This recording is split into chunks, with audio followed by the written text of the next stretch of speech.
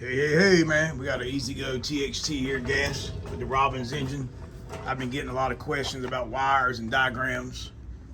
So I'm going to show you a video of how the harness runs on a gas. It's got the Robbins engine, twin cylinder. I'm just going to do a quick video here where you can actually see how it's wired up.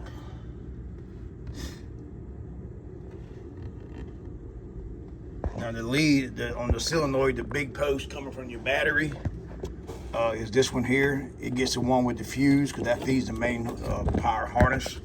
And then from there, it ties into your red and white wire, which goes to the micro switch, which goes over here to this micro switch here. But it goes to the micro switch in the floorboard.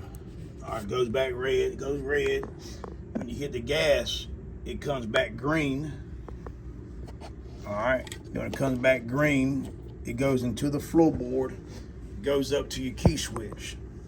When you hit the gas, the micro switch sends voltage to the key switch. So with your key on, you send voltage to the output of the key switch.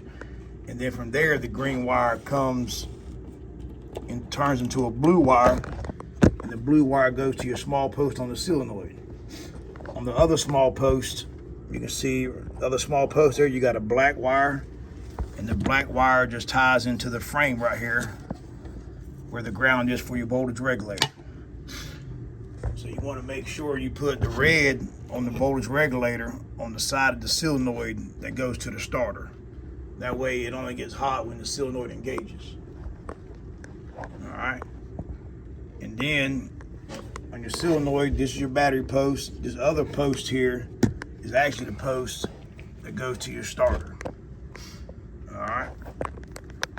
And then on your regulator, you got a green wire, which is your input from the starter generator. It feeds AC voltage out of here to the regulator, and converts it to DC voltage, and that's what charges the battery up. Your main ground off your battery will go to the frame right here. They're bad for corroding there. And then it goes from there all the way to the ground on the starter. All right. As simple as that, man. Really ain't nothing else to it. All right. So you ought to have, when you hit the gas with the key on, you should have positive voltage here from the blue wire. Now on your harness right here, you got another plug-in like this. It just snaps in. You push that to undo the harness, and that actually goes to the igniter. And then you got this red wire that comes off of it, which goes to the small post on the solenoid. Then you have an orange wire that comes off your igniter, and it plugs into the same small post where the blue wire is at. All right. So on your small post, you should have a red, blue, and an orange and white. On the other small post, you should have a ground that runs straight to the frame. All right. All right, man. Stay tuned, man. If you got any questions, let me know. I like how they done this one here. There should be a stud that comes out of here with an adjuster on it, but somebody engineered this and they put just a bolt with a nut on the bottom, then a big flat washer, and then they put a nut on the top. Then they just used the washer to keep the starter from moving. It's pretty damn smart, man. I'll give that to them. I like that.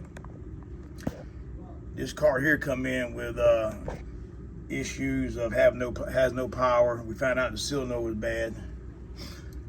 Now the problem is has no power. So we're going to check and see. I see one thing they did. They put an aftermarket carburetor on it. One of them cheap Chinese carburetors, and they're bad for flooding. I pulled the spark plugs out. The spark plugs are fouled, like black smut. Let me see if I can find the spark plugs.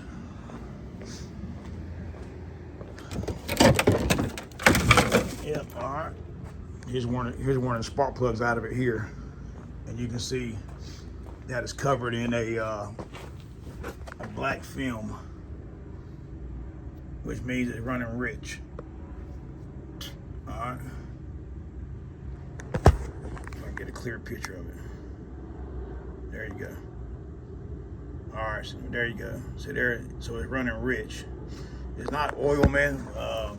Cause we took it out, it smelled like gas. But these engines here are bad for the valve seals rotted up on them. So if you get one that smokes on takeoff, 9 out of 10 times, it's because your valve seals are up.